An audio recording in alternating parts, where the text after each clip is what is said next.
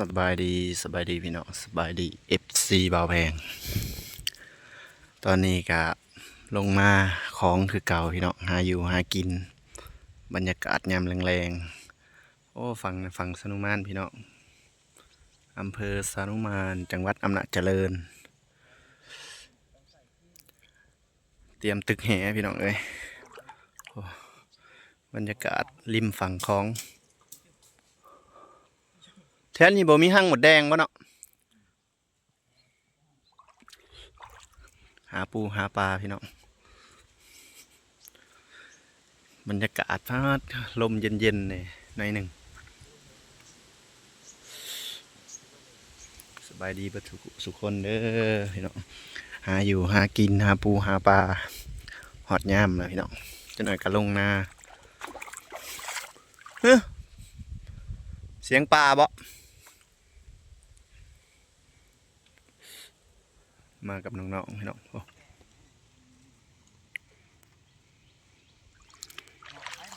ตอนนี้อยู่ริมตะพังคลองพี่น้องฝั่งนั้นจะเป็นฝั่งไทยบรรยากาศลมเย็นหน่อยหนึ่งเพราะเมื่อวานนี้ฝนตกพี่น้องตอนนี้รอเวลาให้มืดเนาะจังสิได้ลงมือบ่มือก็ดีน้ำที่เฮาโอ้ยสิเล่นน้ำจังหน่อยก็หนาวตึกแฮบ่ได้แล้วก็ขาจะทึกแล้วเขาขี่เรือมาแล้วเตรียมลงถ่าให้มืดเท่านั้นตอนนี้ขึ้นมาแล้วพี่น้องโย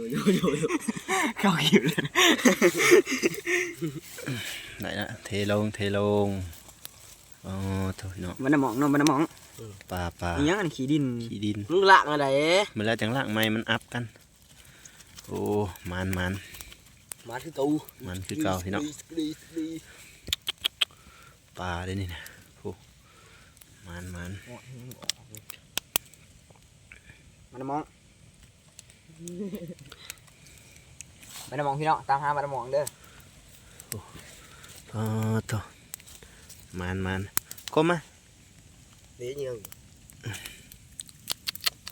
กำลังดังไพ่หาก็ขึ้นมาพี่น้องเอ้ยแคมฝั่งของสังเกตเอาเปลวไฟกับผู้ฝั่งไทยความหนาวกว่ามันนะเนาะมันเหมือนนี่เดี๋ยวสิเห็ดอยู่เห็ดกินก่อนพี่น้องมาเลยปีอิงพาไม่หีบมาเด้อลั่นพาไม่หีบมาปลาไปเห็ดกินเอาตัวแข็งเนาะแข็งปักปีอิงนำเด้อพี่น้องเลยมากินปลาคองนำกัน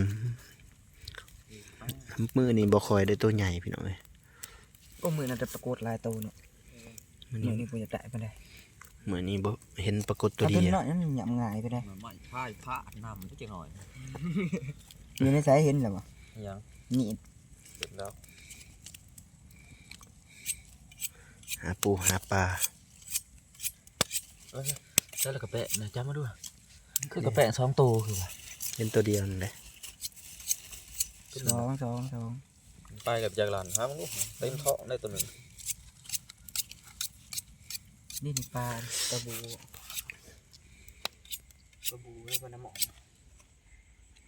ร้านหูแปะไปมันมีได้ดิก็มีเรียบร้อยเลยผ้าเนี่ยโอ้คือคลองบอกก็ดูชวดบรรยากาศที่น้องโอ้เขาเป็นเขาปลาริมของเอาอีกอันนี้นะเอาไปกินนะโอ้ยจับมีดจะขาดเลยเก่งกุ๊กหนูไม่ได้จะน้อยนี่คนอันผู้ลงบนหมุดแพงกันอยู่นะเลือดสาดไอ้ตาก็ไล่ไปเลยหน่อยแพงคือวังหันบ่เห็นกระสอบหรือพี่ช่าง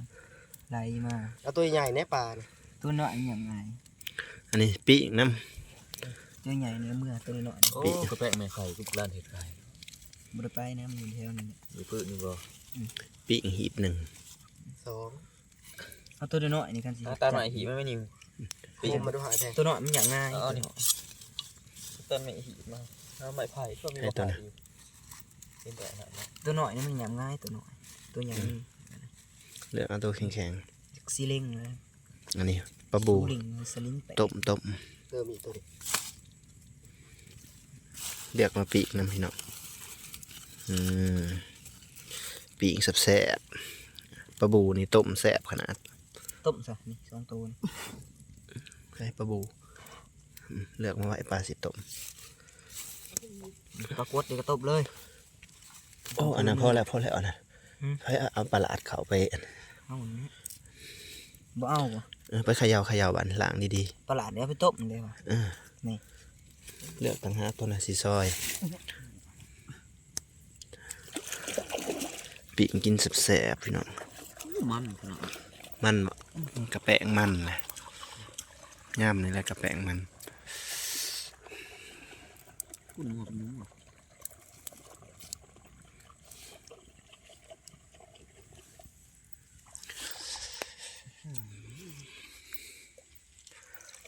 แล้วละมีดนะมาติ ยังประตันไม่หีบอยู่ เดี๋ยวนี่อันนี้เนี่ย โย ใส่ถ้วยเด้ ได้ยุ่มมากได้นี่ เอาถ้วยมาใส่นั่งสิเห็ดกินพี่น้องฟังนะฟังสนุมาน เอาถ้วยมาใส่หัวมันไหม กำลัง ถือว่ามันเติบพี่น้องลงมาบ่ได้เฮิงดอกตึกแหประมาณ 2-3 ชั่วโมงพี่น้อง 2 ชั่วโมงพี่น้อง2 ชั่วโมงเด้ แค่แม่นตึกทันกินข้าวแล้วตึกอีกก็สิได้ เอาละเนาะอย่าให้ตกน้ำโอ้อย่าให้น้ำเขา อันนี้สิเลือกปีก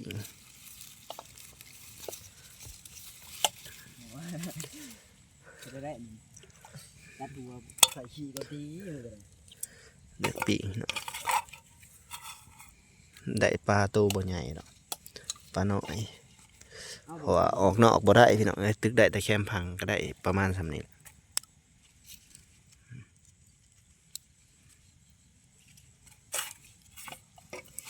ปีกสำนี้ก็พอแล้วเนาะ อีกหนึ่งหลายเมนูกินอยู่นะกำลังซอยใส่ขี้ปลายสิต้มปลายเนี่ยหมอกำลังเดือด ตอนนี้ก็ต้องเดือดเนาะ มาสิ โอ้ยอยู่ กินยังกระแสบได้กินข้าวอยู่ของเนี่ย มาไม่เช่ดิ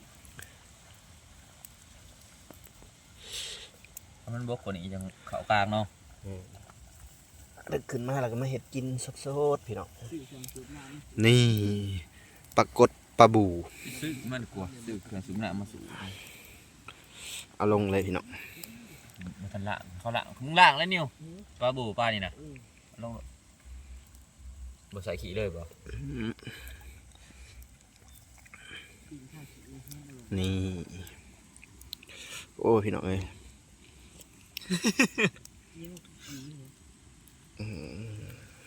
ลำบากแต่แสบ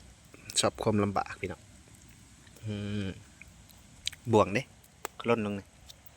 โก้ยหายใจบ่ออก บ่วงคือไรใส่คือ ต้มแซ่ นี่มึงเอา บ มาแจกมันนำอยู่โบราณ ๆตักอันนี้ลงตักหัวปลา อ๋อควัน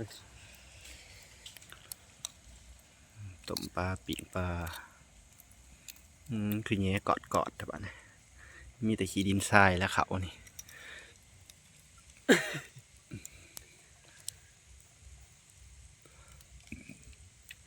กำลังสำแหละปลาทางนั้น โอ้คือเสียงเป็นตนายเถอะวะ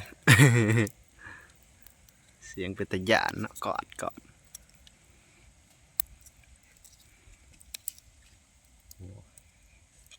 มักม่วงหล่น ใช่แต่ปลา โอ้ ปลาจะโตมันมาซีเตนา ปงต่ำกูบ่ได้อีกเล่น ขี้ดินทราย ดินป้อมมีเต็มตัวเล็ก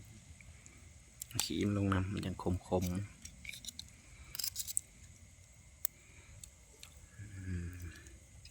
ลาโกงตัวซิกละคร โอ้ยเสียงกอดกอดกอดกอดมีแต่ขี้ดินทราย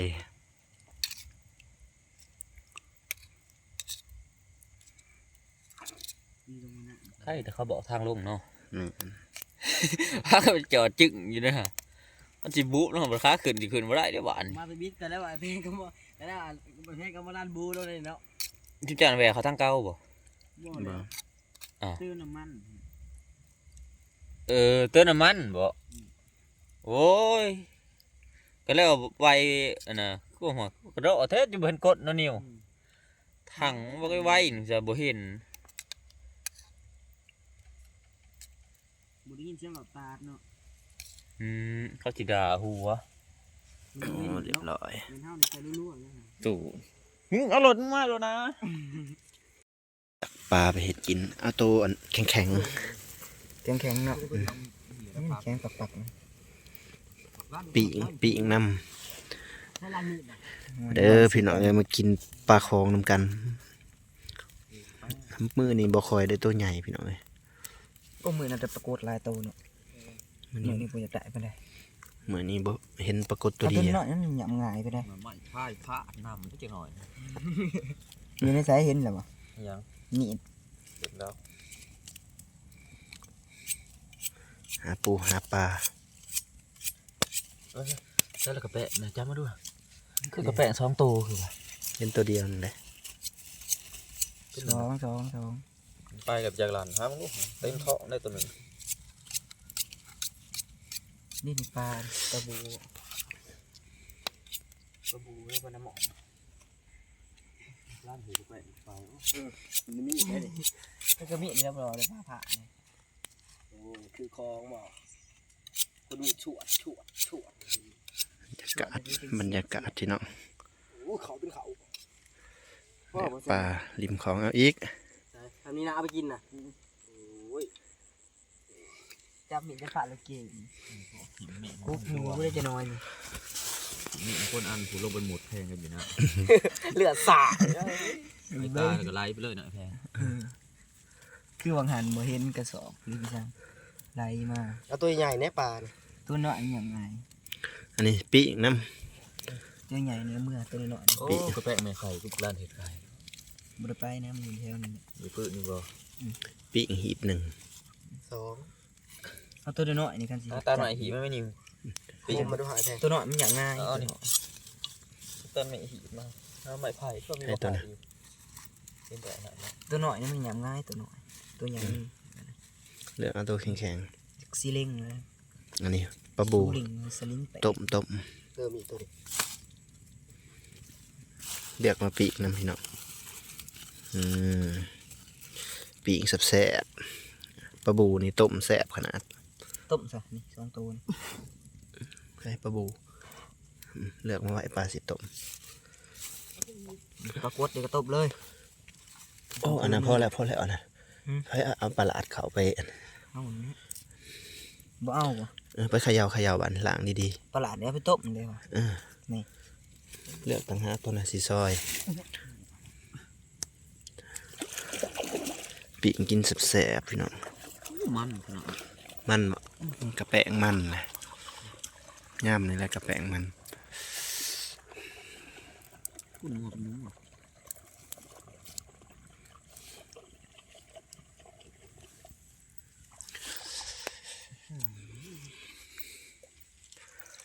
แล้วละมีดมาติ ยังประตันไม่หีบอยู่ เดี๋ยวนี่อันนี้เนี่ย ใส่ถ้วยเด้ ได้ยุ่มากได้นี่เอาถ้วยมาใส่นั่งสิเห็ดกินพี่น้องฟังนะฟังสนุมาน เอาถ้วยมาใส่หัวมันไหม กำลัง ถือว่ามันเติบพี่น้องลงมาบ่ได้เฮิงดอกตึกแหประมาณ 2-3 ชั่วโมงพี่น้อง 2 ชั่วโมงพี่น้อง2 ชั่วโมงได้ แค่แม่นตึกทันกินข้าวแล้วตึกอีกก็สิได้ เอาละเนาะอย่าให้ตกน้ำโอ้ให้น้ำเขา อันนี้สิเลือกปีก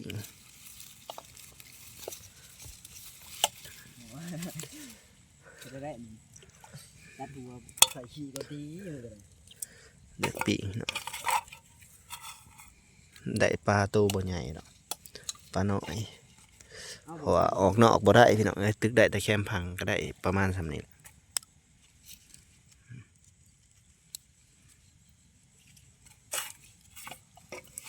ปีกสำนี้ก็พอแล้วเนาะอีกหนึ่งหลายเมนูกินอยู่นะจังซอยบ้านนี้ปองโถแจวอันนี้ก้อยปลาเลยอันนี้ต้มปลาอันนี้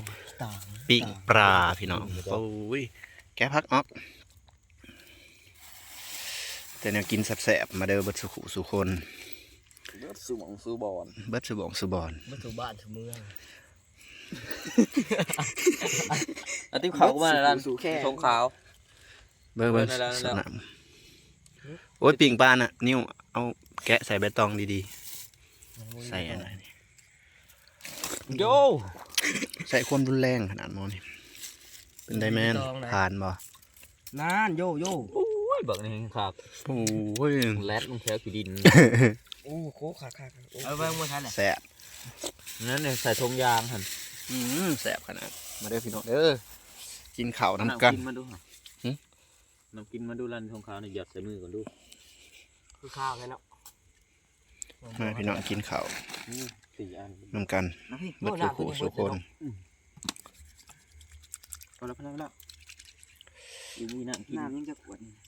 น้ำเอามา2 ขวด อยู่ห้องง่ายขวดหนึ่ง ก็อยู่สิ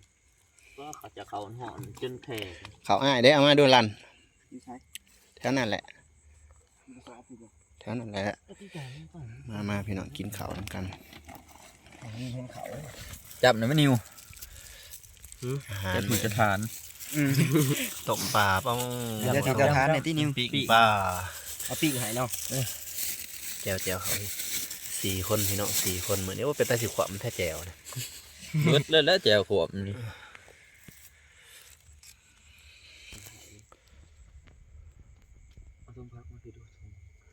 มาเด้อพี่น้องเด้อมากินข้าวน้ำกัน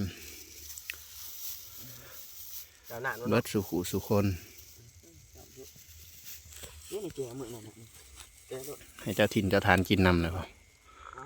ใส่ใบใหม่ โอ้ยมันเป็นโอ้สีม่วงเอาไปมาดูไอ้นั่นมันจับ2 มือนี่ น้ำทุ่งขนม แซ่บอะไรมือนี่ สุดท้ายที่เขาดีกันมาเด้อมาได้มามื้อหน้ามื้อใด อย่าย่างมาแห้งเด้อเด้อขี้ดินทรายขนาดเลยพี่น้องเอ้ย ลงมือ ลงมือ บ่วงกูได้ดันนี่เจ๋ว หัวหุ้ย3 อันสูงห้อยแพงแล้วนี่ บ่ได้เอามาเบิดบ่ เบิ่ บ่ว ง งมีเฮาเอามา4ได้ เบิ่งดิ เบิ่ง เดือน พี่น้องมาฮอดนี่ก็ขอจบคลิปก่อนเด้อพี่น้องเด้อกินข้าวก่อนหิวข้าวแล้วบาดนี้เบิดสุขุสุคนมากินนำกันบาดนี้ กินแล้วก็สิพากันเมื่อ ก้อยปลาปิ้งปลาสบายดีบาดนี้